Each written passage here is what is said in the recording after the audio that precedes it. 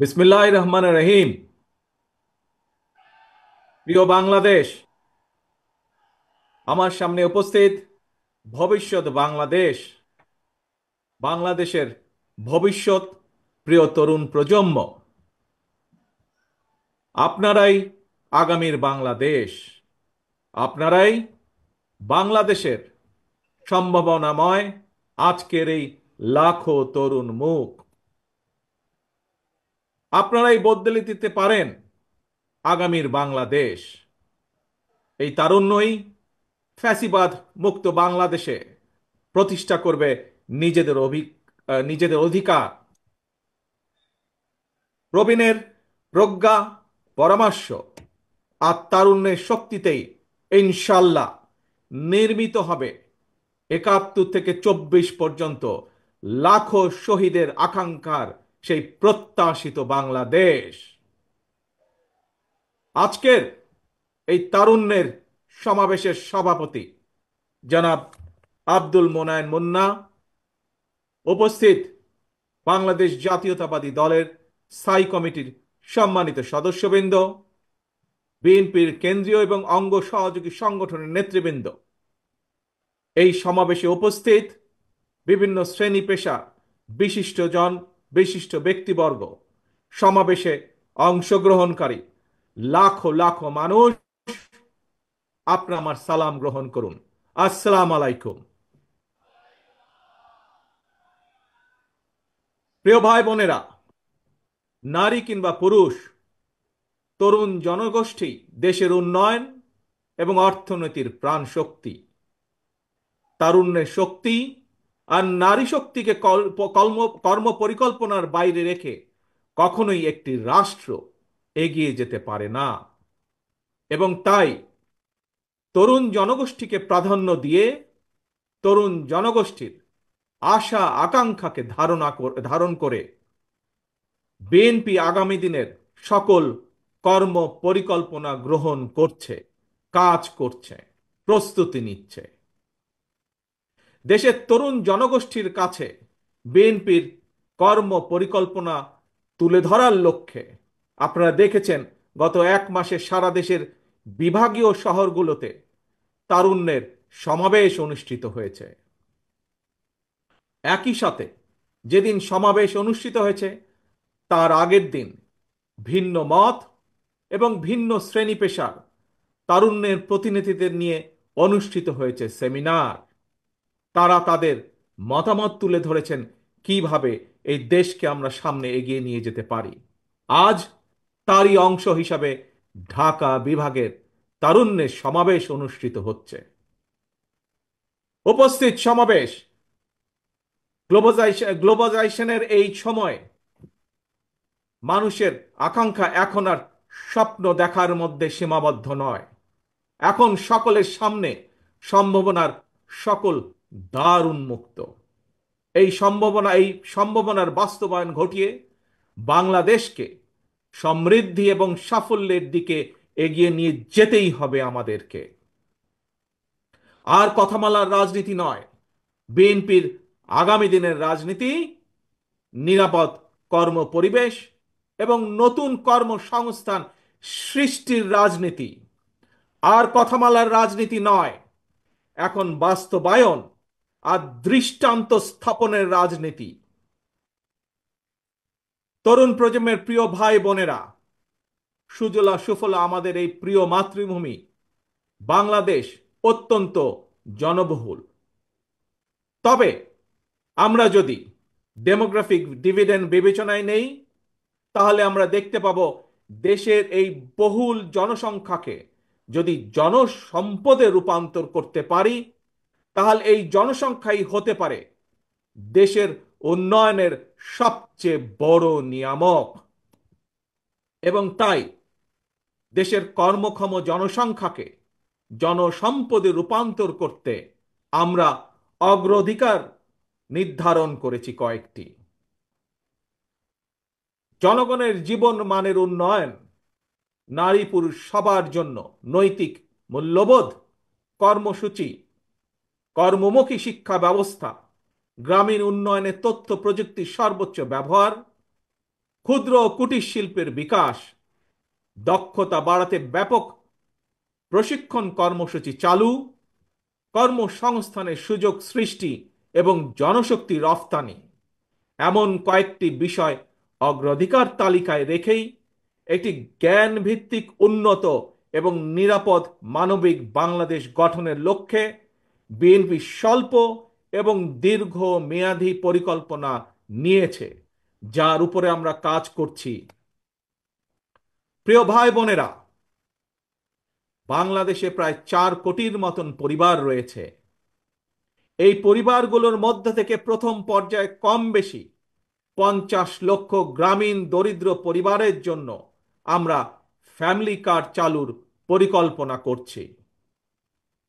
মা কিংবা স্ত্রী অর্থাৎ পরিবারের নারী প্রধানের নামে ফ্যামিলি কার্ডটিকে ইস্যু করা হবে। প্রান্তিক এই পরিবারগুলোকে প্রতি মাসে রাষ্ট্রীয়ভাবে আর্থিক কিংবা প্রয়োজনীয় খাদ্য সহায়তা প্রদানের আওতায় আনা হবে।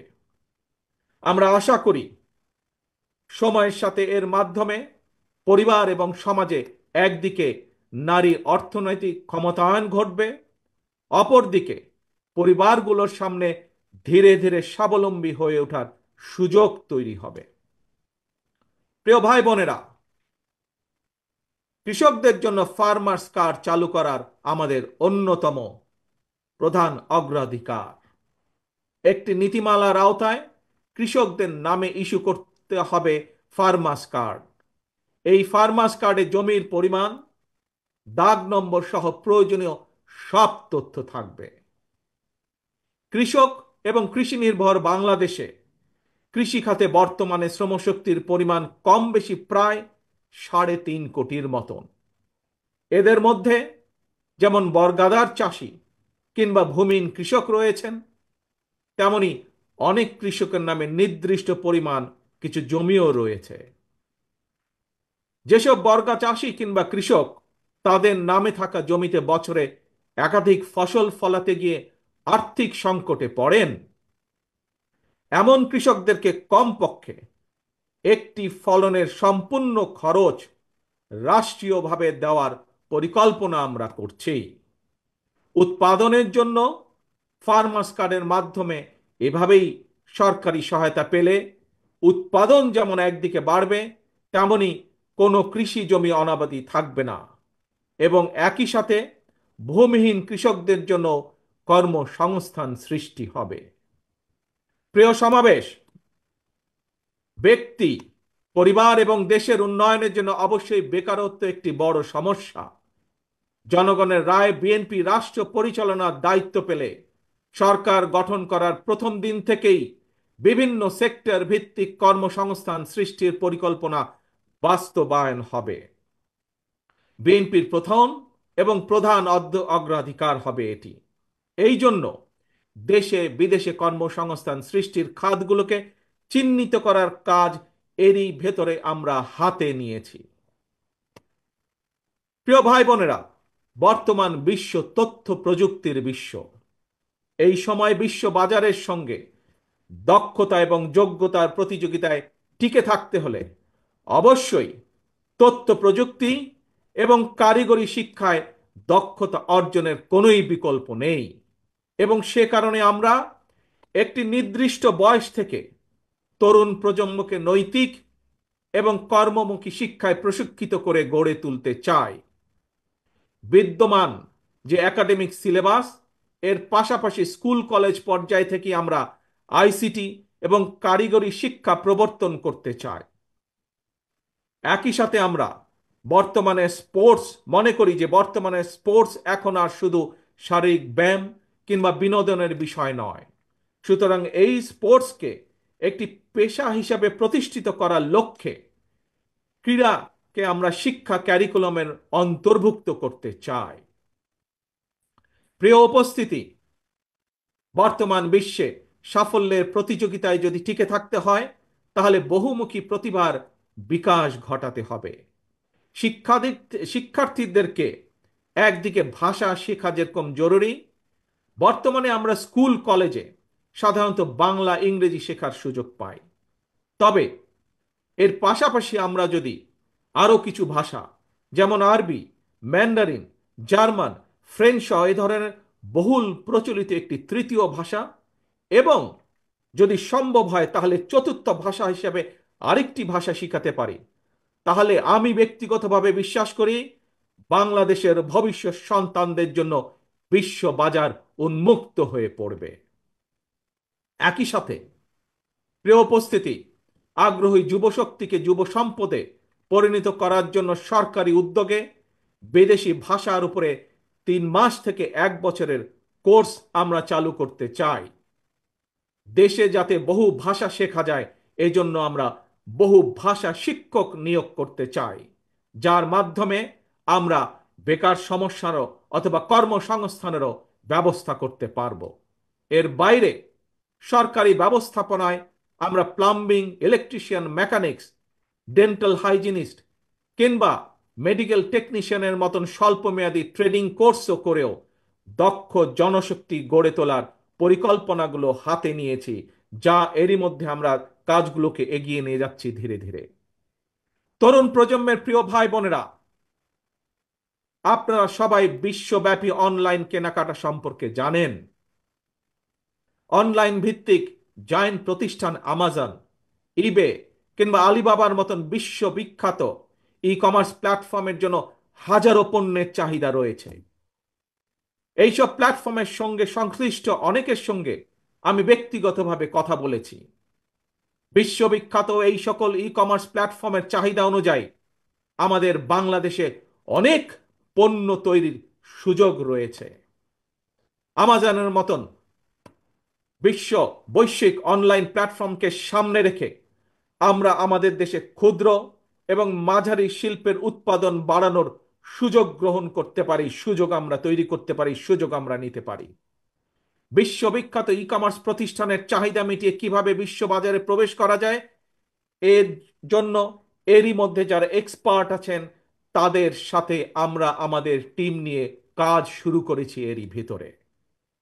প্রিয় ভাই বোনেরা, বাংলাদেশের বহু তরুণ প্রজন্মের সদস্য অনলাইনে কাজ করেন কিংবা করছেন কিংবা করার ইচ্ছে রয়েছে। আপনাদের জন্য কর্মসংস্থান এবং নিরাপদ কর্মপরিবেশ নিশ্চিত করতেও আমাদের উদ্যোগ রয়েছে। আমি জানি শিক্ষিত তরুণ প্রজন্মের সামনে বর্তমানে ফ্রিল্যান্সিং একটি অত্যন্ত আকর্ষণীয় সেক্টর। দেশে এই মুহূর্তে প্রায় 10 লক্ষের মতন ফ্রিল্যান্সার আউটসোর্সিং এর মাধ্যমে $100 কোটি বেশি আয় করতে সক্ষম হচ্ছেন। আউটসোর্সিং এর সঙ্গে যুক্ত বেশ কিছু মানুষের সঙ্গে আমি কথা বলেছি। তারা জানিয়েছেন লেনদেনের জন্য বাংলাদেশে পেপাল, ওয়াইজ বা স্ট্রাইপের মতন আন্তর্জাতিক গেটওয়ে প্রতিষ্ঠান ব্যবহারের সুযোগ না থাকায় তাদের অর্জিত যে অর্থ সেটি দেশে আনা কষ্টকর হয়ে পড়ে। আমি মনে করি সবার আগে এই ধরনের যে সমস্যা সেই সমস্যার সমাধান করা উচিত। প্রিয় উপস্থিতি, এই বিষয়টি নিয়ে আমি গত 1 দশক ধরে বেশ অনেকবার কথা বলে এসেছি।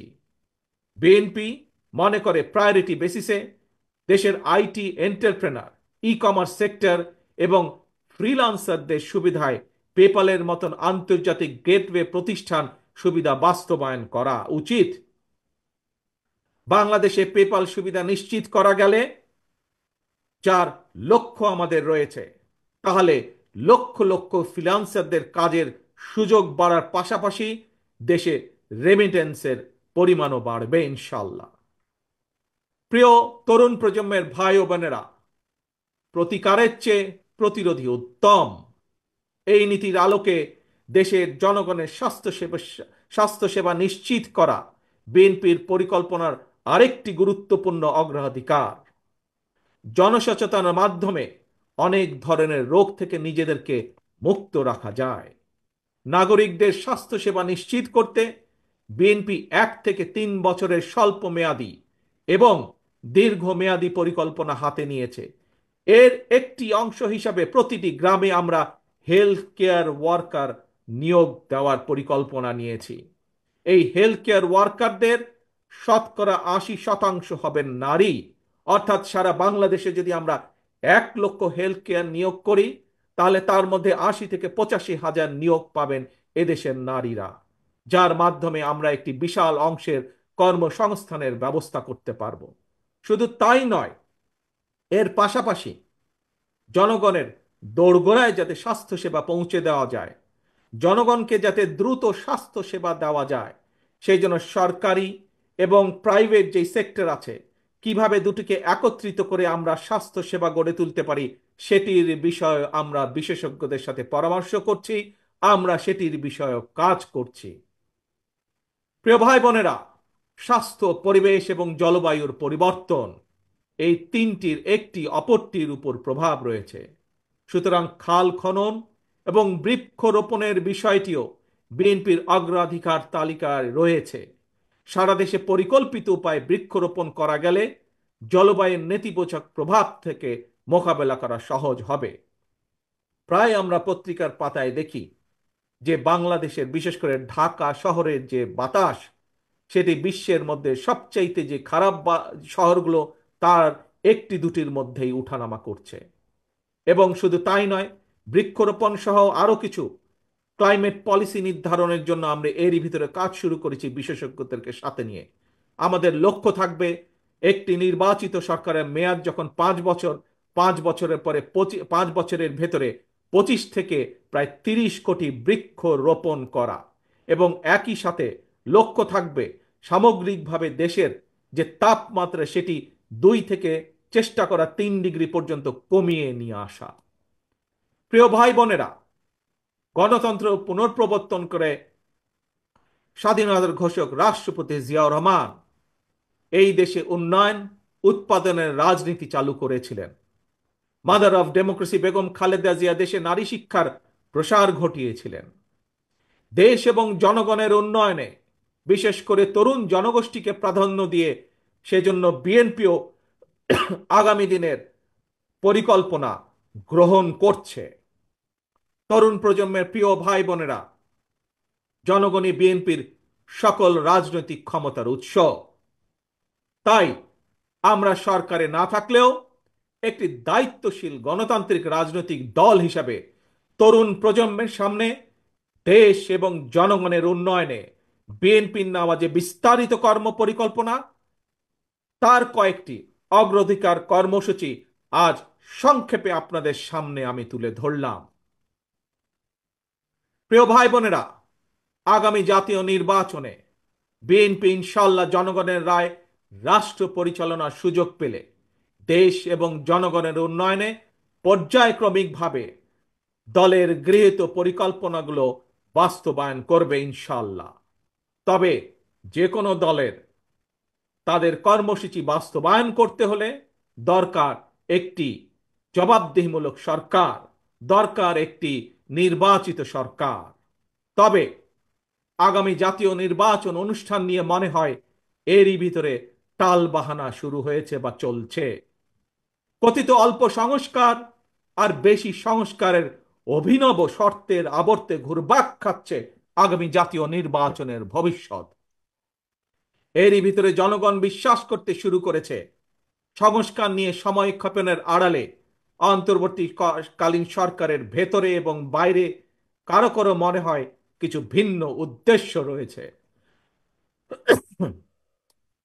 প্রিয় সমাবেশ, পলাতক স্বৈরাচারের সময় আমরা দেখেছি তারা কিভাবে আদালতকে অবজ্ঞা করেছে, আদালতের রায়কে অবজ্ঞা করেছে।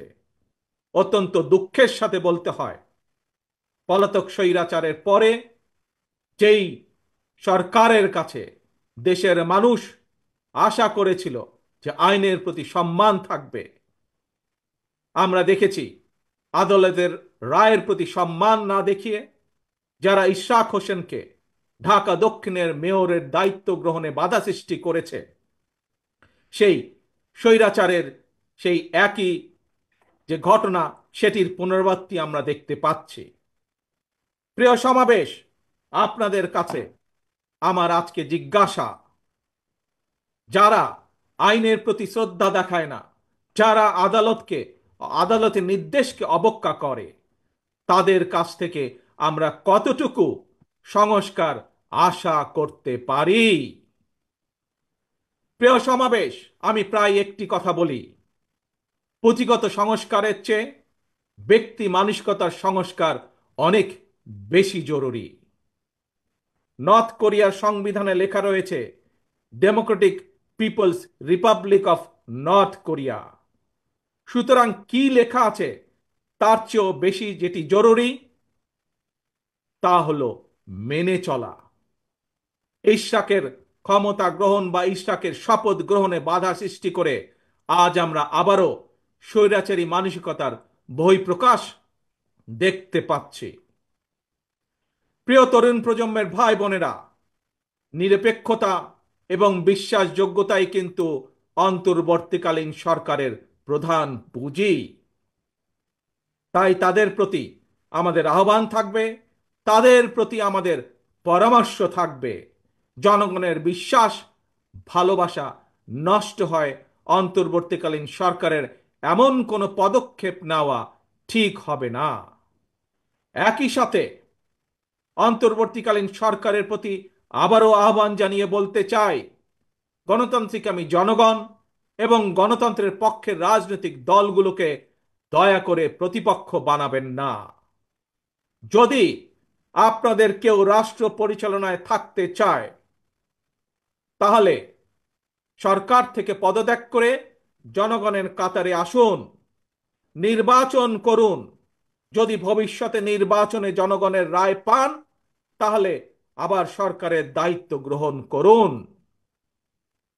প্রিয় তরুণ প্রজন্মের ভাই বোনেরা, গত ১.৫ দশকে ভোটার তালিকায় প্রায় ৩.৫ কোটি ভোটার সংযুক্ত হয়েছেন, নতুন ভোটার সংযুক্ত হয়েছেন। এই নতুন ভোটাররা আজ পর্যন্ত একটি জাতীয় নির্বাচনেও ভোট দিয়ে তাদের নিজের পছন্দের প্রার্থীকে জনপ্রতিনিধি নির্বাচিত করার সুযোগ পায়নি। পতিত পরাজিত পলাতক স্বৈরাচারের কাছে মানুষের অধিকার প্রতিষ্ঠা কিংবা নির্বাচন কোনো গুরুত্বপূর্ণ কিছু ছিল না। সুতরাং সংস্কার ইস্যুর পাশাপাশি জাতীয় নির্বাচন অনুষ্ঠানের জন্য অন্তর্বর্তীকালীন সরকারের দৃশ্যমান প্রস্তুতি নেওয়া উচিত বলে আমরা বিশ্বাস করি বা আমরা মনে করি। প্রিয় সমাবেশ, অতীতে বিভিন্ন সময় এই বাংলাদেশে তত্ত্বাবধায়ক সরকার নিরপেক্ষ নির্বাচন অনুষ্ঠিত করেছে এবং প্রত্যেকটি ক্ষেত্রে আমরা দেখেছি তত্ত্বাবধায়ক সরকার ৩ মাসের মধ্যেই সফলভাবে জাতীয় নির্বাচন অনুষ্ঠান সম্পন্ন করেছে। সুতরাং অতীতেই বাংলাদেশেই রেকর্ড রয়েছে ৩ মাসের মধ্যে জাতীয় নির্বাচন অনুষ্ঠিত করা সম্ভব। কিন্তু আজ আমরা দেখছি ১০ মাস পার হয়ে গেল, অন্তর্বর্তীকালীন সরকার নির্বাচনের দিনক্ষণ ঘোষণা করছে না। আমরা ফ্যাসিবাদ মুক্ত বাংলাদেশে জনগণের সরাসরি ভোটে জনগণের কাছে জবাবদিহিমূলক, জনগণের কাছে দায়বদ্ধ একটি সরকার দ্রুত দেখতে চায়। অন্তর্বর্তীকালীন সরকারের প্রতি আহ্বান, আগামী ডিসেম্বরের মধ্যেই জাতীয় নির্বাচন অনুষ্ঠিত হতে হবে। আবারও আমরা বলতে চাই, আগামী ডিসেম্বরের মধ্যেও জাতীয় নির্বাচন অনুষ্ঠিত হবে। নতুন প্রজন্মের প্রিয় ভাই বোনেরা, আজকের এই সমাবেশ, প্রিয় দেশবাসী, আগামী ডিসেম্বরের মধ্যে আপনারা জাতীয় নির্বাচন অনুষ্ঠান যাতে অনুষ্ঠিত হয় তার প্রস্তুতি নিতে শুরু করুন। কারা রাষ্ট্র পরিচালনা করবে, কারা আপনাদের প্রতিনিধি হবে, জাতীয় নির্বাচনে আপনারা ভোট দিয়ে আপনাদের সেই প্রতিনিধিকে আপনারা নির্বাচিত করবেন। প্রিয় সমাবেশ, শহীদ রাষ্ট্রপতি জিয়ার সৈনিক দেশনেত্রী বেগম খালেদা জিয়ার কর্মীদের প্রতি আহ্বান জানিয়ে বলতে চাই, আপনারা জনগণের কাছে যান, তাদের প্রত্যাশা জানার চেষ্টা করুন, তাদের প্রত্যাশা বোঝার চেষ্টা করুন, জনগণের মন জয় করুন। কারণ জনগণই বিএনপির সকল রাজনৈতিক ক্ষমতার উৎস। প্রিয় দেশবাসী, প্রিয় সমাবেশ, প্রিয় ভাই বোনেরা, এবার আমি আপনাদের সামনে একটি ছোট্ট স্লোগান তুলে ধরতে চাই। মন দিয়ে দয়া করে সবাই শুনবেন। প্রথমে আমি স্লোগানটি বলবো, মন দিয়ে শুনবেন। তারপরে দ্বিতীয়বার আবারও আমি বলবো, তখন দয়া করে সকলে আমার সামনে স্লোগানটি আপনারা একই সাথে বলবেন। দিল্লি নয়, পিন্ডি নয়, নয় অন্য কোনো দেশ, সবার আগে বাংলাদেশ। প্রিয় সমাবেশ বলুন, প্রিয় দেশবাসী বলুন, দিল্লি নয়, পিন্ডি নয়, নয় অন্য কোনো দেশ, সবার আগে বাংলাদেশ। আল্লাহ হাফেজ। বাংলাদেশ জিন্দাবাদ। বাংলাদেশ জাতীয়তাবাদী দল জিন্দাবাদ।